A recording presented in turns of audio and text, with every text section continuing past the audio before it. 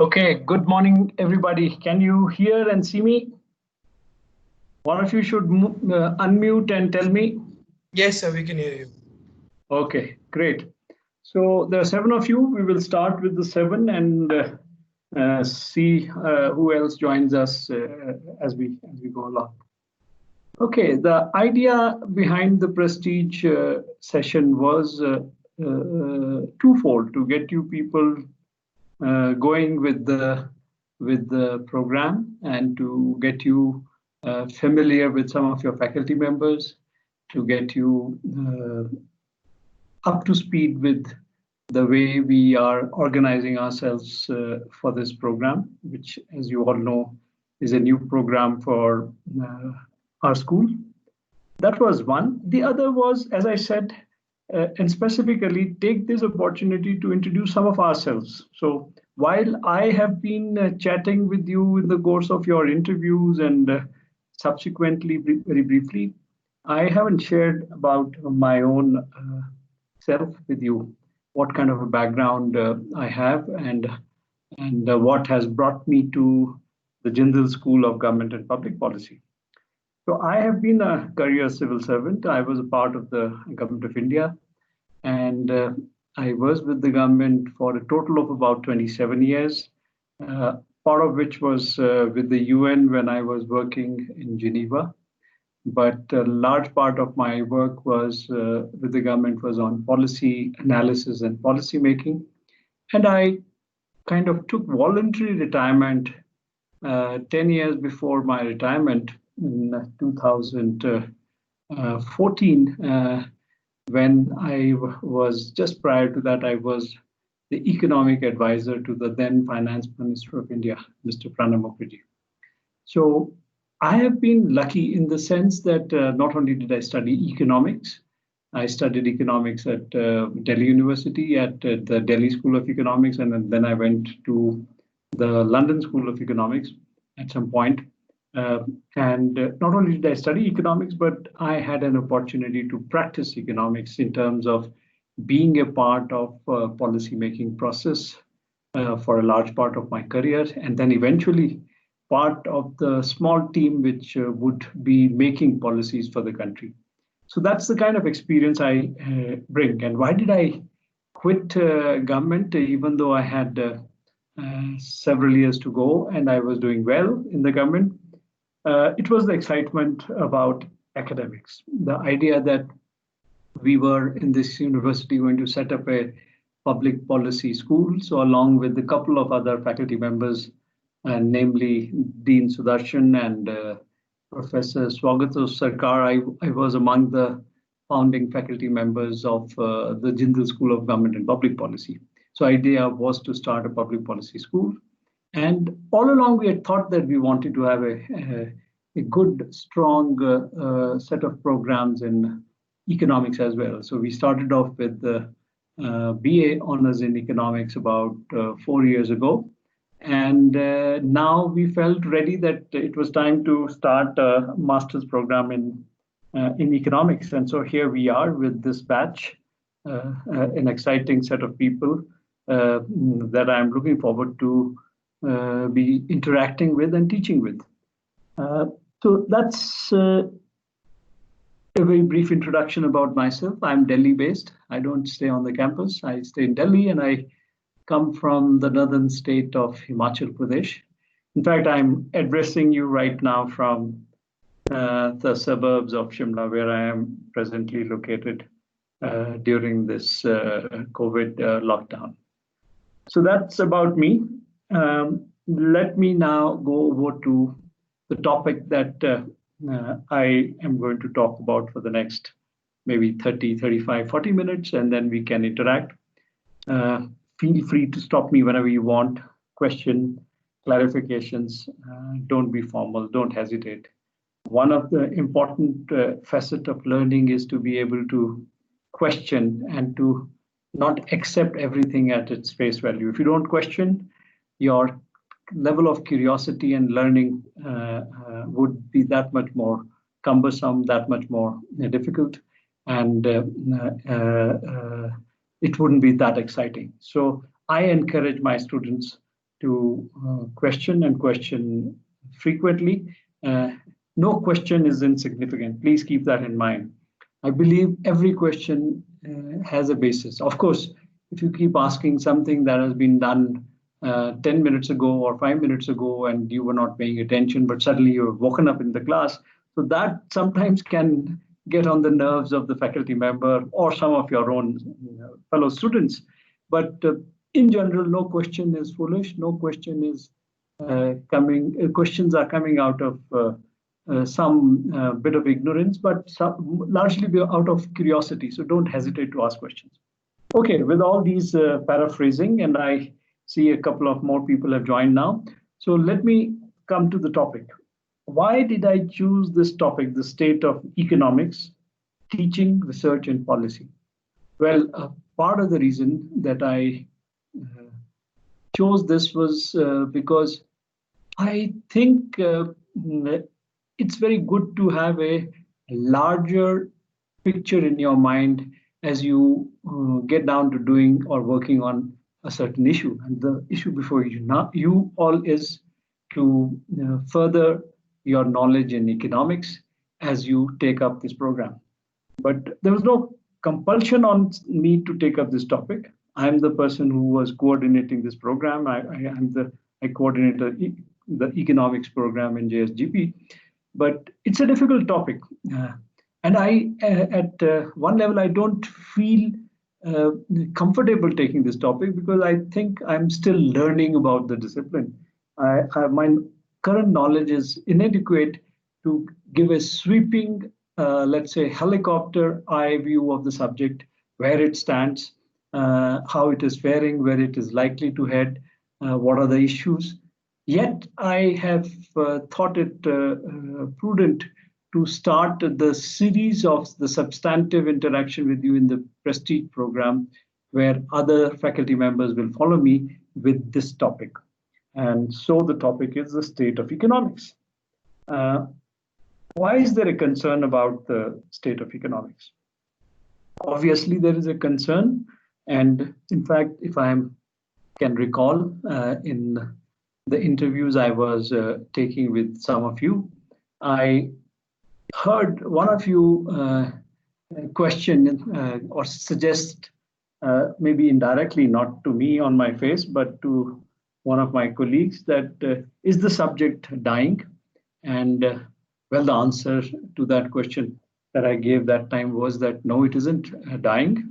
It is doing well. In fact, it is a subject that touches our lives in multiple ways.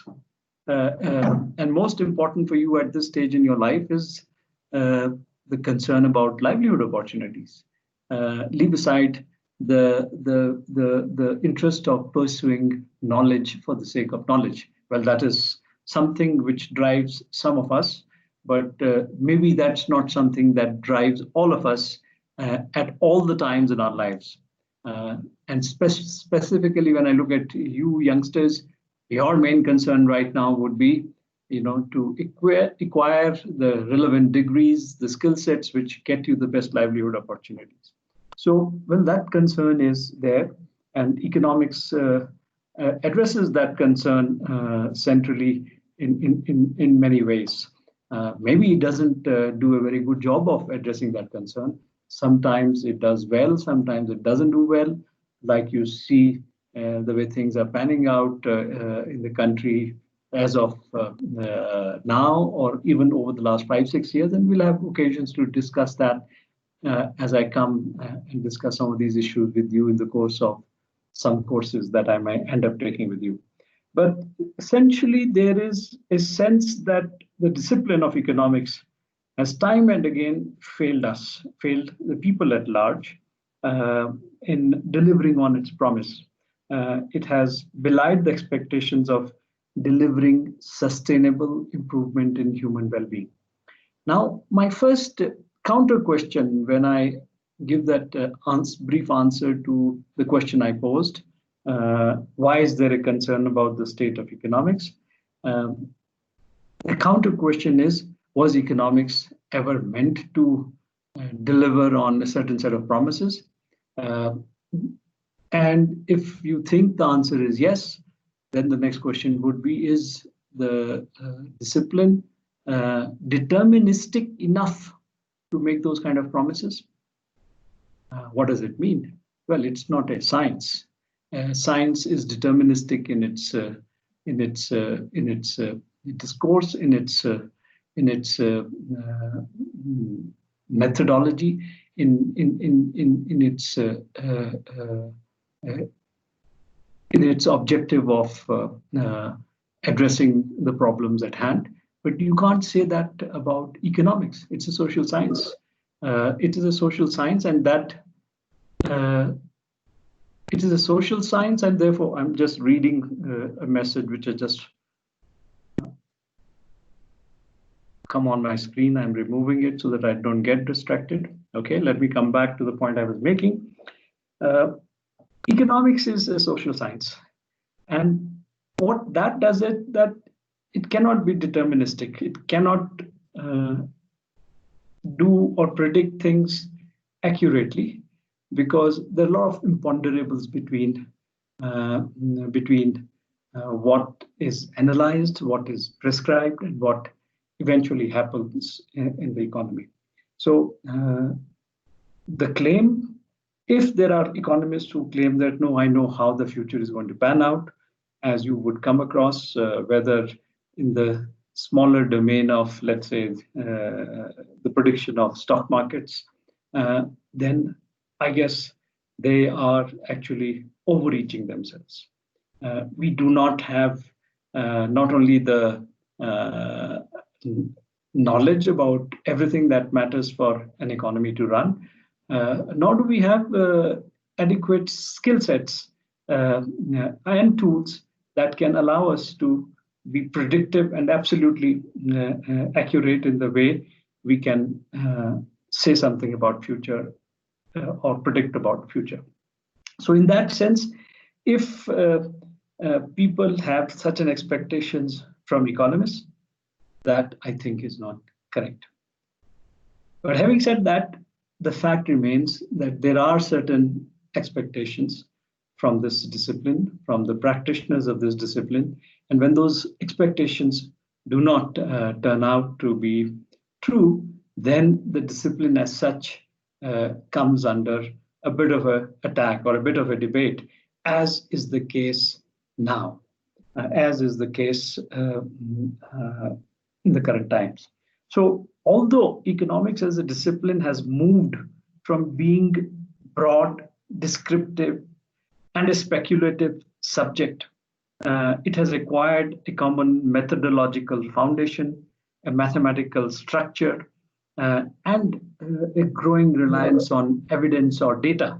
I'm sorry, I'm getting distracted with a couple of these messages which are popping up. I'm trying to shut them so that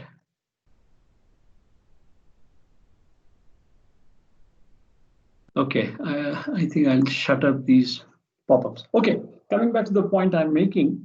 So although economics as a subject has moved from being descriptive, speculative, and it has become a little more structured methodologically, mathematically, and uses a lot of evidence, there are certain shortcomings. And we will come to the kind of shortcomings that one can identify, and perhaps they contribute to this occasional disillusionment with the subject, with the discipline that we sometimes see. But let me at this stage make 2 points. One comes from the fact that, the way economics as a discipline has evolved, and the way it has been applied, and the way it has been practiced in the context of policy making, it is not very unusual to find the political masters taking the credit of all the good things. So when the going is good, the credit obviously goes to the political masters. But when the going is tough, such as, for example, now, the blame falls at the doorstep of the economists. So that's one point. What I'm trying to say with this point is that As economists, as practitioners of this discipline, we definitely help to analyze, to provide alternative options for the actual policy decision makers, which are invariably the political masters.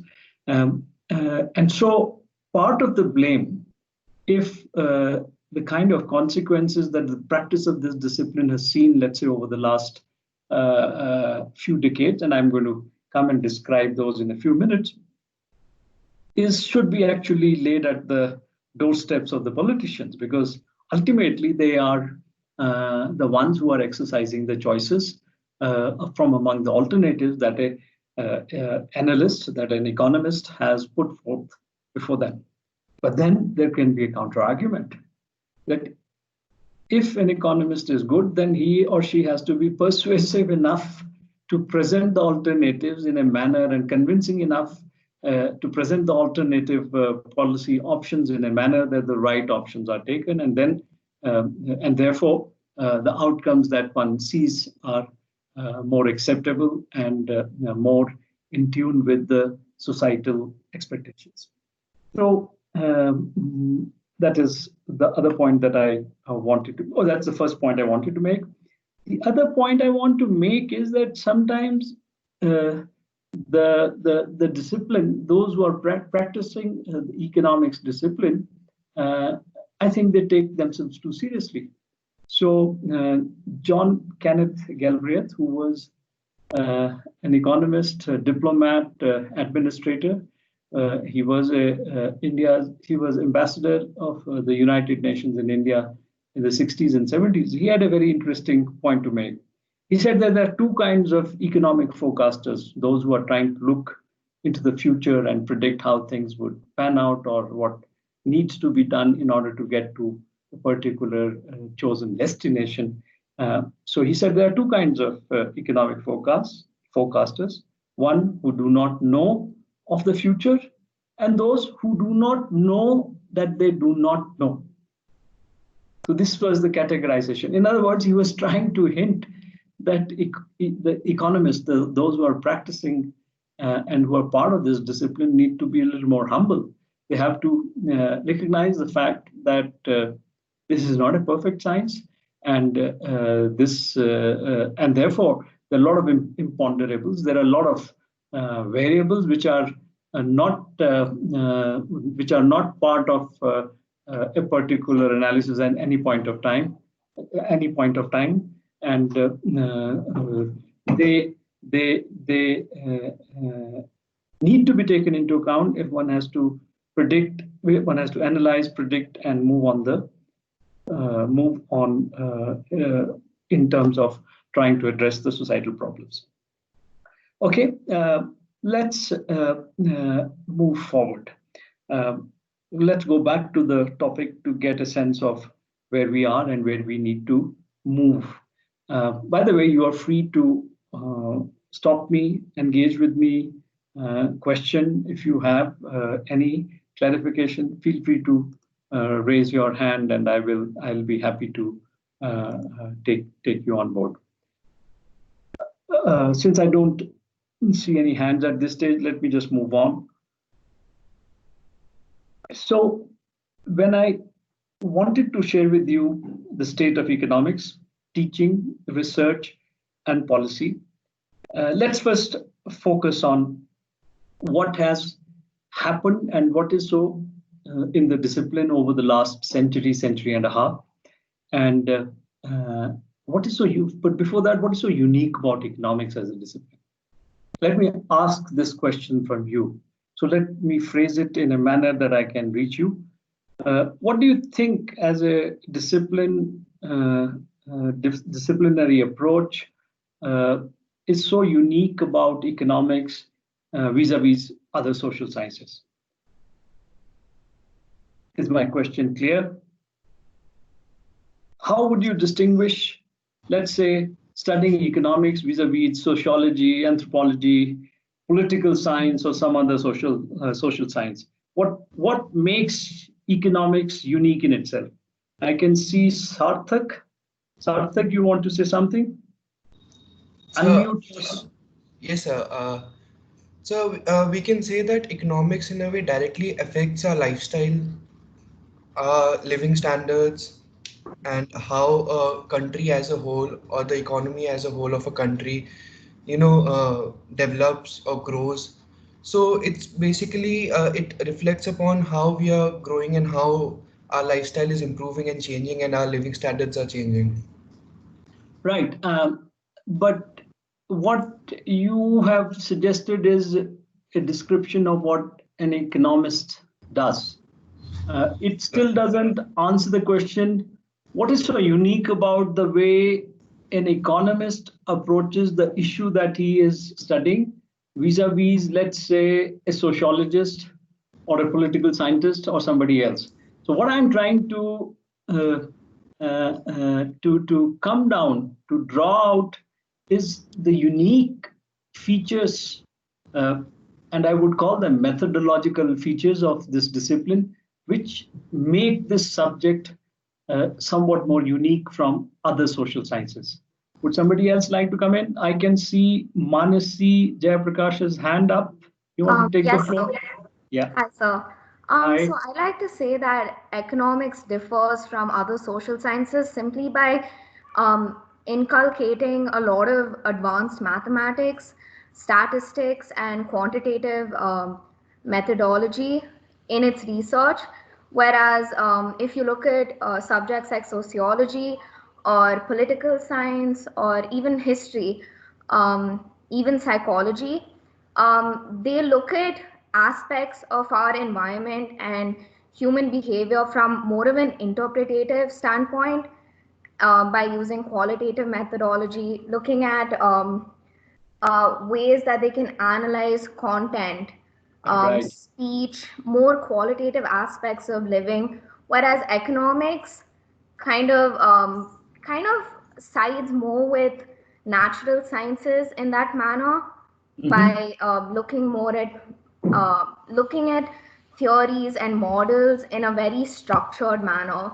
But Right. with sociology, you can be a bit more free-handed in the way that you interpret your whatever your study or whichever model you're looking at. It's much more of a free play than with economics. Right. You have used a few terms while you responded, and let me first of all say that yes, you are right, but perhaps I would think it would be useful for you all to consider a rephrasing of what Manasi just shared with us. And I'm going to help with that rephrasing. But is there somebody else who wants to jump in? Sarthak, you want to jump in? So I think I pretty much agree with Mansi that economics is based on empirical evidences and Yes. the data collected. Yeah, right. Yes, I too agree with what she has said, but what I have said is that we want to rephrase this whole idea of what is unique about economics. She emphasized the fact that this is a very uh, analytical and quantitatively analytical subject, which uses certain tools which are perhaps not so widespread spread in other social sciences. And she's right. Okay. Since I don't see any hands, let me try to paraphrase or rephrase what Manasi said and shared with us. So I would say the first thing about economics which makes it unique is that you can visualize what you are analyzing and studying. Now, what do I mean by visualizing? Part of the visualization is what Manasi alluded to, using models, using quantitative tools, running regressions, setting up simultaneous equation models, so on and so forth, to uh, undertake an abstraction of what the reality you are trying to study, and then using that abstraction to fine tune your policy options, your understanding, and then finding the right prescription to handle that. So visualization, and an important part of that visualization is also be able to use diagrams, whether it is using an indifference curves to highlight the way a consumer makes his choices, or it is how a how the price is determined in a perfectly competitive market, or how a monopolist behaves, or how, for example, those of you who are fond of macroeconomics would have studied how diagrammatically, using a beautiful tool called the ISLM framework, you could actually see how the monetary and the fiscal policy in tandem can influence output and therefore employment in the economy. So you are actually visualizing it using some data, using some deductive theory, and using diagrams to figure out how the analysis plays out and how the outcomes of the analysis become available to us. Now, the next step of visualization is going and using the language of mathematics to further kind of make it structured, to make it more definitive, to make it more precise. So this is what I call visualization. And you don't find this kind of visualization in other social sciences to that extent. Of course, now we are in the era of multidisciplinarity, encroaching practically every discipline. And so you find, for example, a psephologist who is predicting and analyzing elections is using extensively economic analytical tools to predict political behavior, which otherwise in the past would have taken the shape of a descriptive narrative. Similarly, in other social sciences, in anthropology, in sociology, some of these tools and some of these techniques, methodological techniques, are seeping in. So that was the first facet of economics as the uniqueness of economics as a discipline in terms of the methodological toolkit that it uses. The second thing which is unique about Mansi, I see your hand up. Is it that you want to ask some question, or is your question done? No, sir, I just forgot to lower my hand. Sorry. Okay, all right, okay. Okay. So let me come to the second unique feature of this discipline, and that is that it takes a very systemic view of the society. Political science is also studying about some facets of the society. Similarly, anthropology, similarly, other social sciences, history. But when you look at economics, it takes a very system-wide view. And how does that system-wide view actually take shape? It takes shape through the idea of general equilibrium theory. So one of the founding pillars of modern economics, and I say modern economics is the development in economics since, let's say, the middle of the 19th century onwards. Adam Smith was 1776, which was in the 18th century. So I'm talking of modern economics, which started taking shape, say, the middle of 19th century. Since then, one of the biggest pillars of economics as a discipline is the idea of general equilibrium. Of course, the genesis of that idea goes back to Adam Smith, and perhaps even prior to Adam Smith, some other philosophers. But Adam Smith, in his Wealth of Nations, talked of the invisible hand. What was the invisible hand? What was the argument there? That as long as everybody was seeking the self-interest,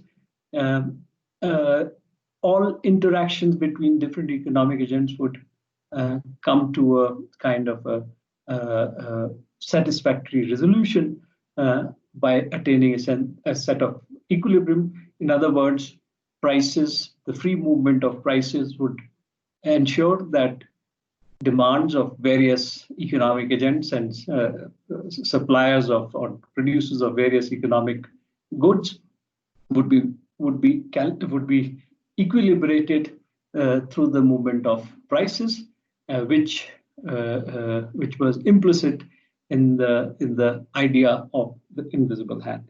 But it took another 200, or not 200, about 150 years for somebody like Kenneth Arrow, you might have heard of his name, and Debreu in the 1950s, late 40s, 50s, to prove using a system of language, which was basically using mathematical equations, to prove that there is something like a general equilibrium possibility. However, this proof was based on some very unrealistic assumptions. They didn't seem unrealistic at that time.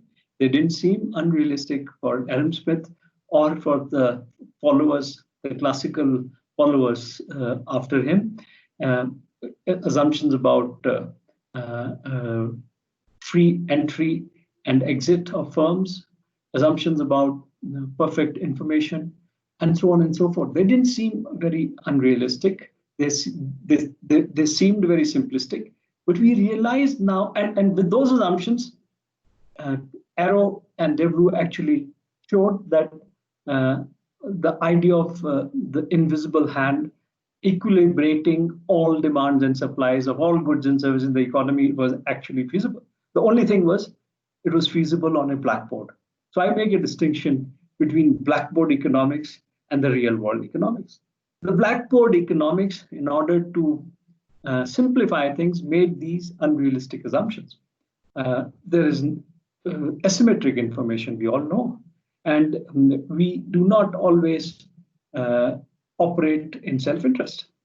We are also influenced by social norms, cultural context, and so on and so forth. So some of these assumptions had to be challenged, and that is what happened in the second half of the last century, when we started looking at relaxing some of these assumptions and seeing whether the conclusions which were arrived at in the earlier half of the century, when these works were undertaken, do hold, or if they don't, what kind of modifications that we need in our models, in our understanding of the discipline. So I was basically talking about the fact, the unique feature of economics is that it takes a systemic as against systematic. Of course, it is systematic in the sense that it makes use of mathematics and has a very structured methodological approach to analyzing issues. But it is also systemic, which is it will look at the economy as involving a set of players and how they are all interacting. As I said, the assumptions were simplistic and they had to be challenged. But nonetheless, this is one feature of economics which is very unique. And from this feature comes the ability to abstract and model some part of that behavior and then work on that within the different branches of economics.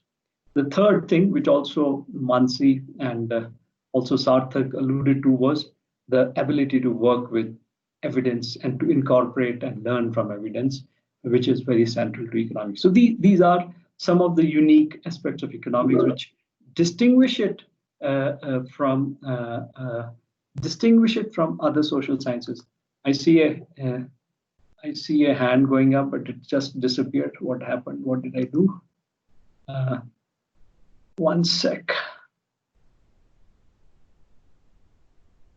I have done something at my end, which, okay, I'm back. Can you see me and hear me?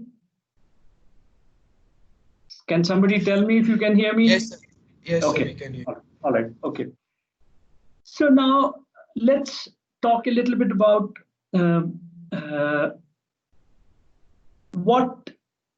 how economics has evolved. So I've told you something about the unique aspect of economics vis-a-vis other social sciences, but we haven't yet touched upon the 2 or 3 issues that I want to touch on. What is important in economics teaching, research, and policy, and how are these evolving over time. Now, in the second half of the last century, um, uh, one was this work undertaken by Canetero and Debrew, which gave the proof of general equilibrium, the existence of general equilibrium.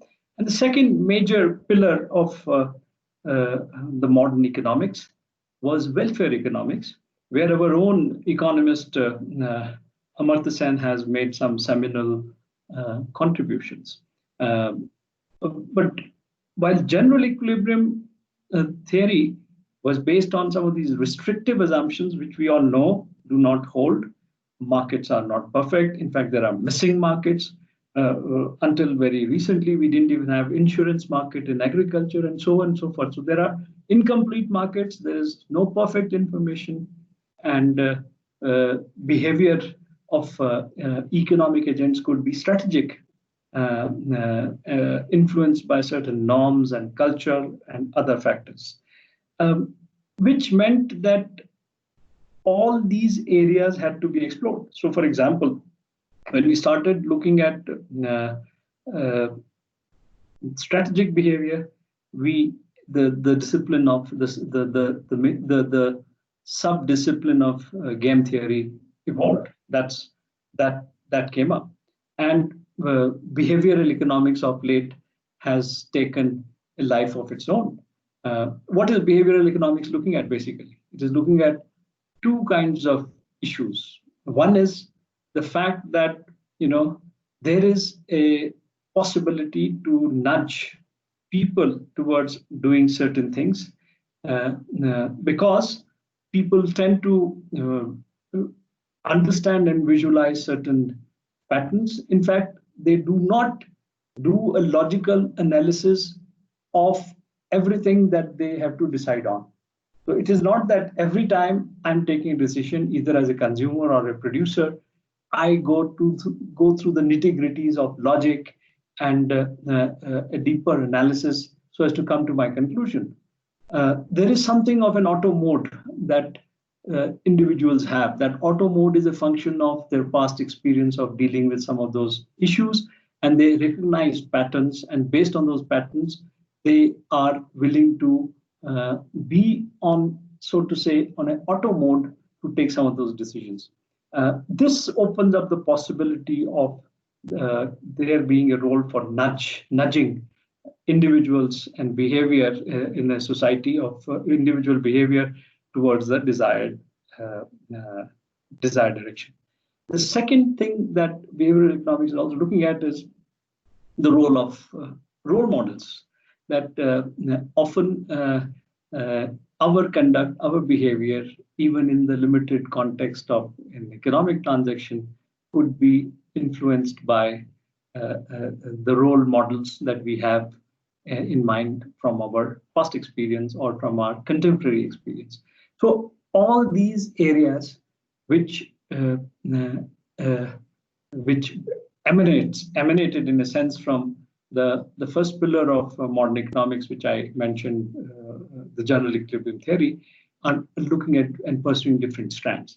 Now, if we come to the second pillar, which is the welfare economics I mentioned, welfare economics was basically looking at and was driven by utilitarianism, where utilities and the maximization of the sum total of the utilities of all individuals was the objective to maximize welfare in a society.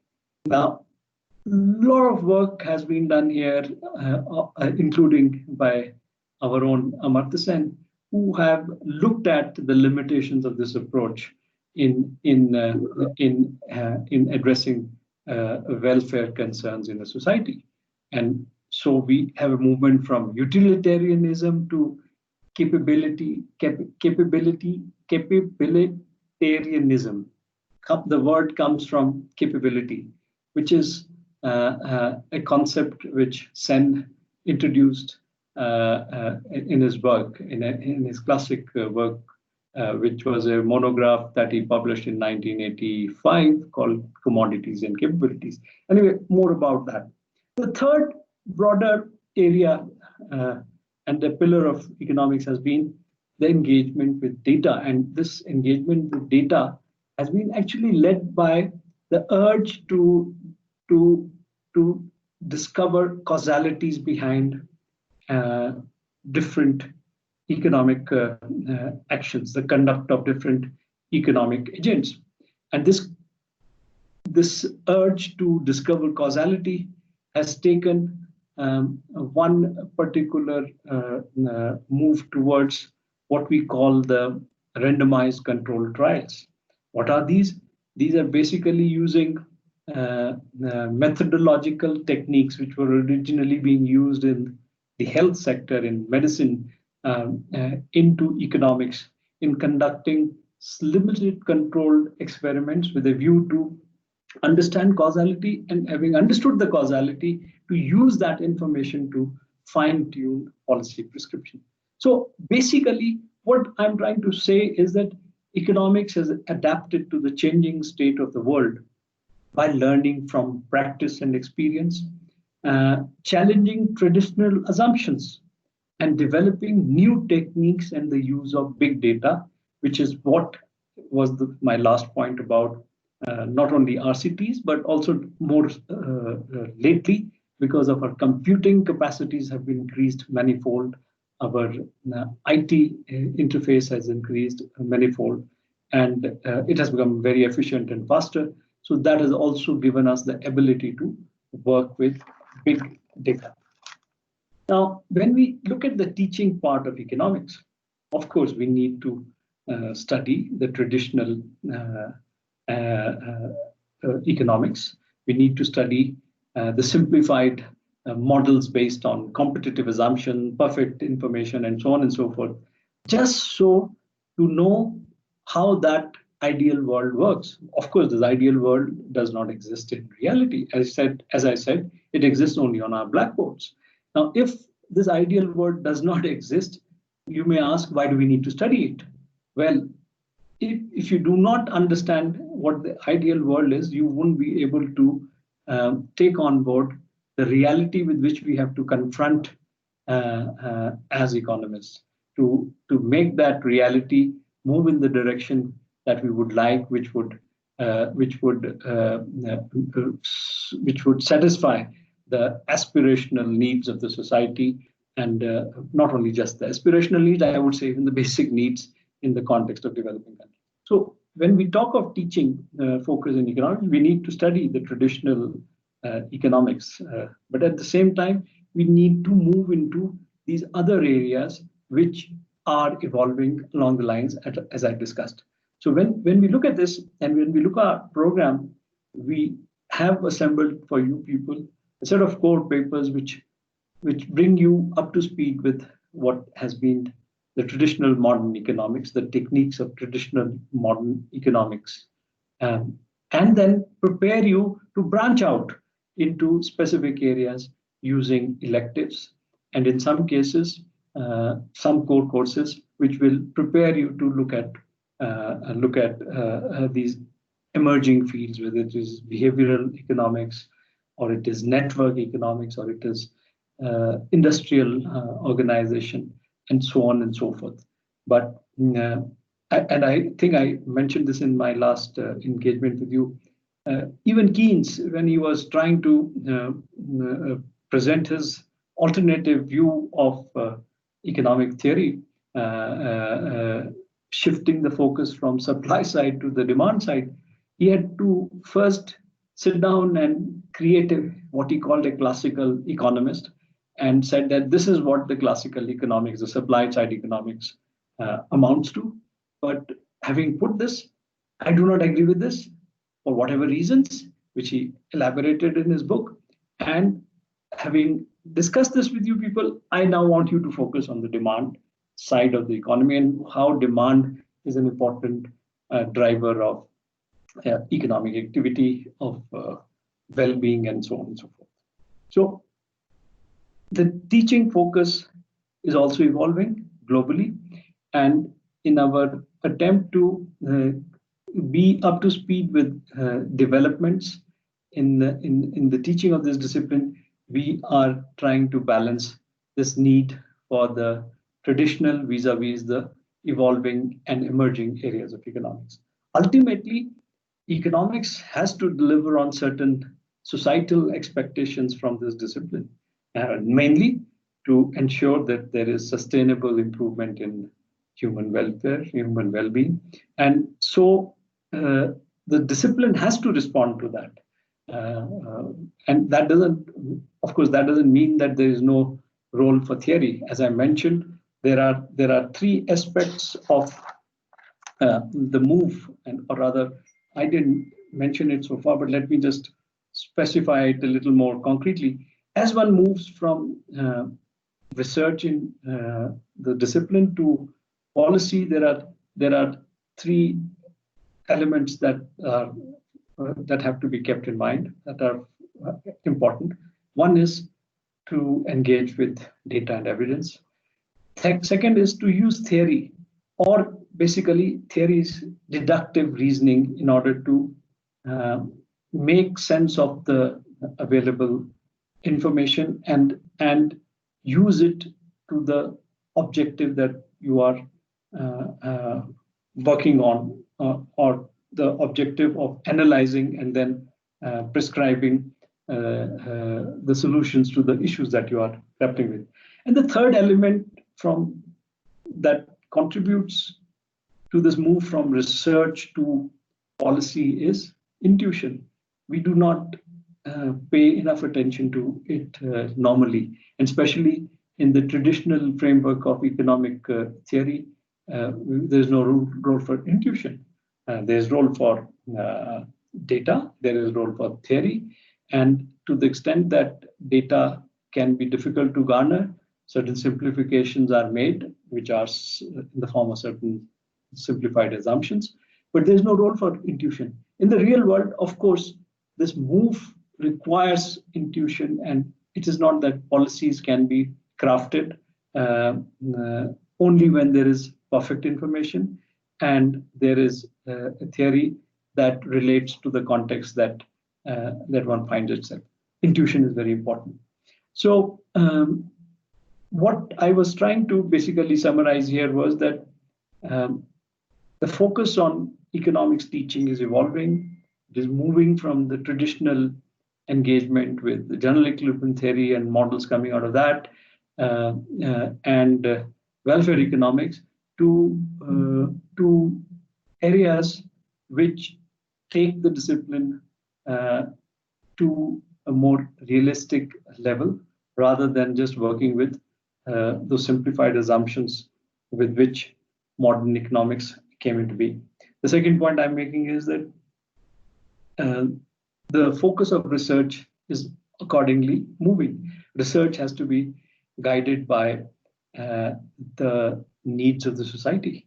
So if we look at the last 10, 15 years, what is it that we have noticed? We have had one financial crisis in 2008-9. We had followed by sovereign debt crisis in Europe, and especially in the PIGS country, the four countries, Portugal, Italy, Greece, and Spain, and then a few others. Then there has been a backlash from political conflicts and the migrant crisis. You would have seen those awful pictures on your television screens where these migrants from Middle Eastern countries and North African countries were desperately trying to enter Europe, and some of them unsuccessfully, with catastrophic consequences for their families and children. And then, of course, there is this rise of the right again, the crisis through rise of xenophobia and protectionism. And most importantly, what have we seen over the last 2-3 decades? A rise in inequalities. So these realities are also realities that need to be reflected in our research agendas. And research has to therefore move in the direction of resolving some of these issues. And it also necessitates working with new techniques and with the data, larger data sets. As I mentioned, we have RCTs now, we have a use of big data sets in crafting policies that could address some of these concerns.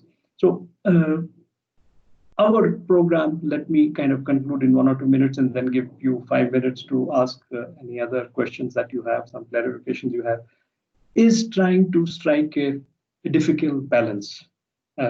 We want you to be up to speed with what I described earlier as blackboard economics, but we also want you to have the conceptual foundation and the theoretical foundations in order to branch out into these other evolving areas, these emanating areas in the discipline of economics, which are exciting, which are more near to our real life concerns, and which are most importantly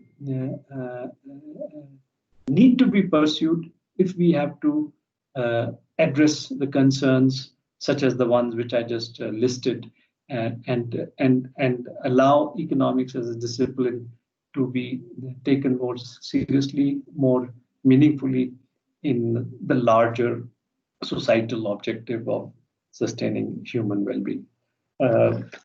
Let me just stop here. One could go on and take up various strands of thoughts and discuss them, but this is just meant to be an introductory talk, linking up some of these developments which are happening around, some of these concerns which have been thrown at the doors of those who are practicing this discipline, and to kind of bring together some of the response that one has seen in recent times to counter the concerns that one has been confronted with as a practitioner of this discipline. So let me just stop here and open up the floor to see if there are other questions that you have.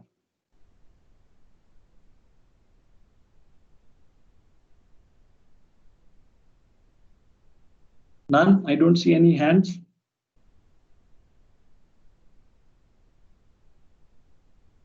No questions?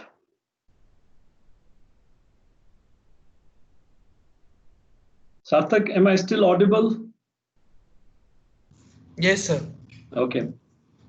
So, well, you can ask anything else. I mean, if not anything to do with what I have just said over the last 30, 40 minutes, is there anything that is bothering you, something that has some sort of clarification on what follows after this, or in terms of your preparation for the session when it begins from the 1st of the next month? Any question, I'll be happy to take.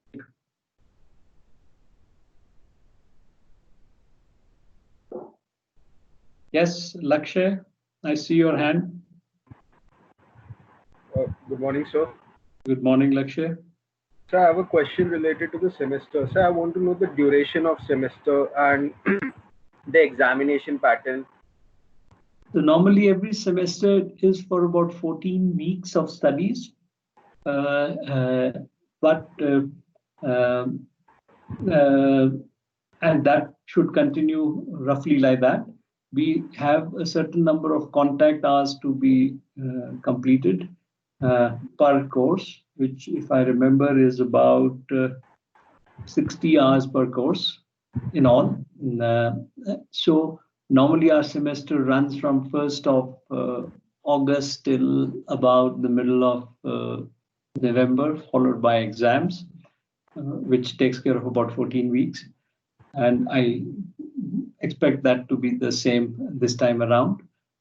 However, because there are going to be online classes, perhaps we may not have to go into the month of December, since there's a greater flexibility in terms of online teaching.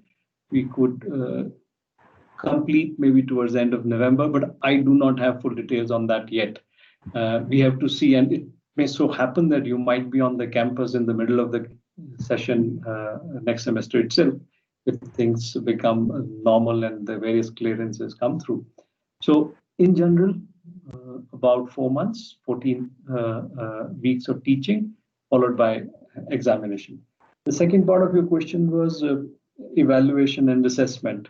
So normally different courses may have a different assessment scheme, but there will be generally two components. One component would be the internal assessment, which would be based on assignments issued to you in the course of the session and your participation in the classroom teaching interactions.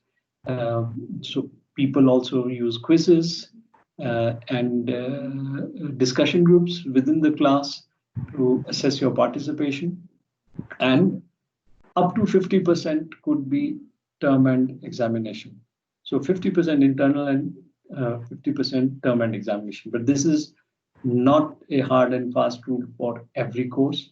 It is the one which I use for my courses, but there are some courses which may opt for, given the nature of the study requirement for those courses, they may have a continuous assessment scheme in place.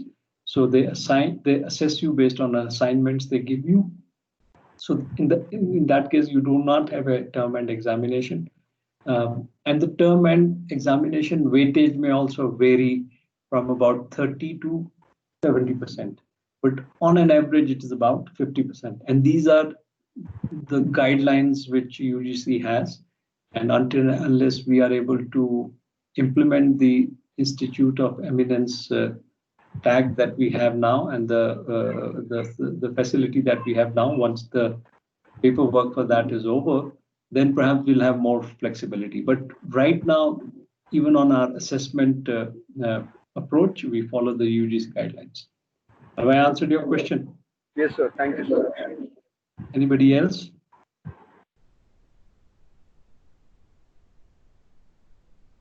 Are there any other questions? Okay, while I'm waiting for some of you to raise your hands for seeking further clarification, let me just add the next set of lectures for you that are part of the Prestige program would introduce you to, of course, the faculty members who are going to take classes for you in the first term. I don't take any classes for you in the first term. I'll come perhaps later on. Depends on the allocation of teaching responsibilities among the faculty members. But the next set of Prestige lectures would be taken by the faculty members who are going to teach you in the first semester. So there's going to be one which talks about what to expect from advanced macroeconomics courses. In fact, that's my also area of interest, macroeconomics. But normally, I have found that is one area where students have had difficulty because they either haven't had good teachers in undergrad programs, or they just don't like macroeconomics. People find microeconomics more easier to grapple with. But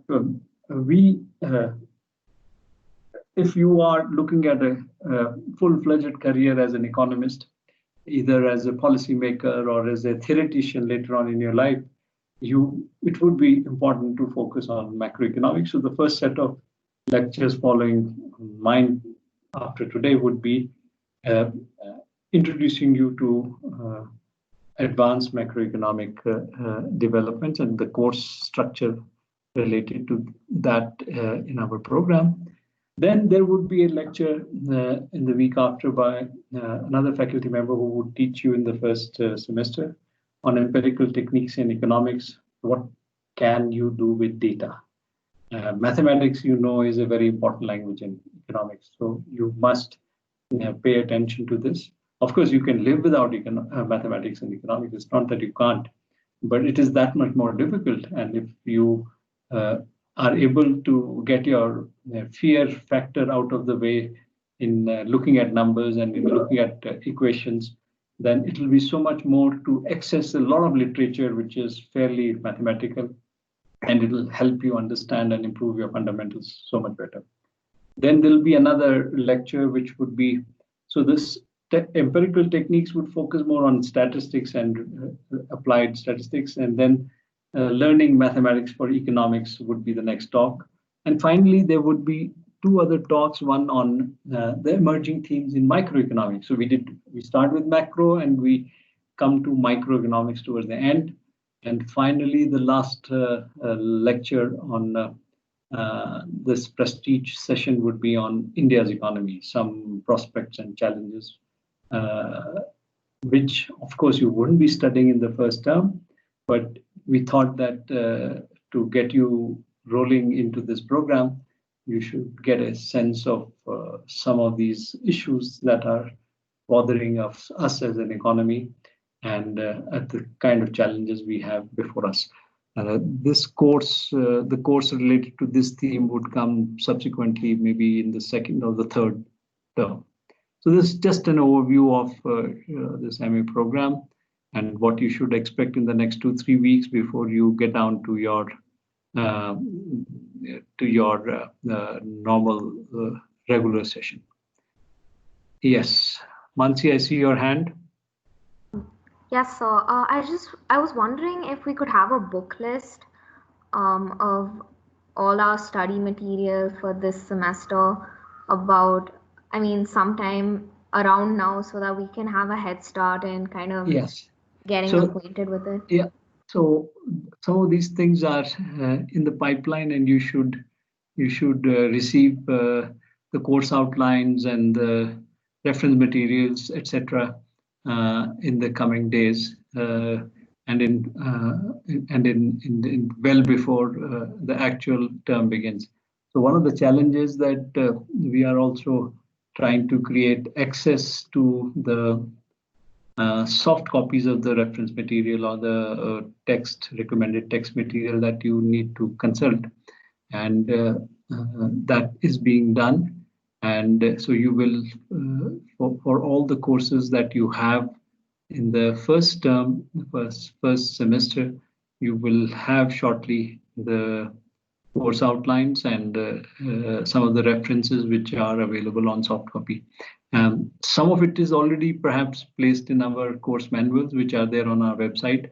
But as you speak to, or as you listen to rather, since not many of you are speaking as yet, other than the 2 of you or the 3 of you who raised questions today. But as you have your session with the rest of the faculty members in the coming weeks, you can, since they would be teaching you courses in the first term, you should again touch this point with them.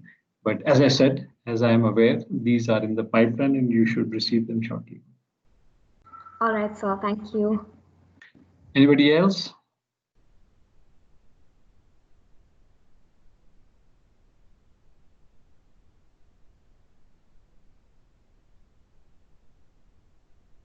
I don't see any hands. Should we close the session then?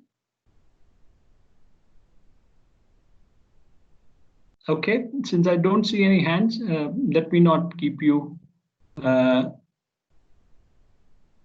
from doing something more productive. Since you have no other clarifications and no other questions, let me bring this session to an end, and hope that all of you would join in for the next talk on, I think it is the 12th of August, 12th of August from 4 p.m. to 5 p.m. Dr. Roy would be taking that, and it would be on what to expect from advanced macroeconomic courses. Thank you, and bye-bye for now. Thank you, sir.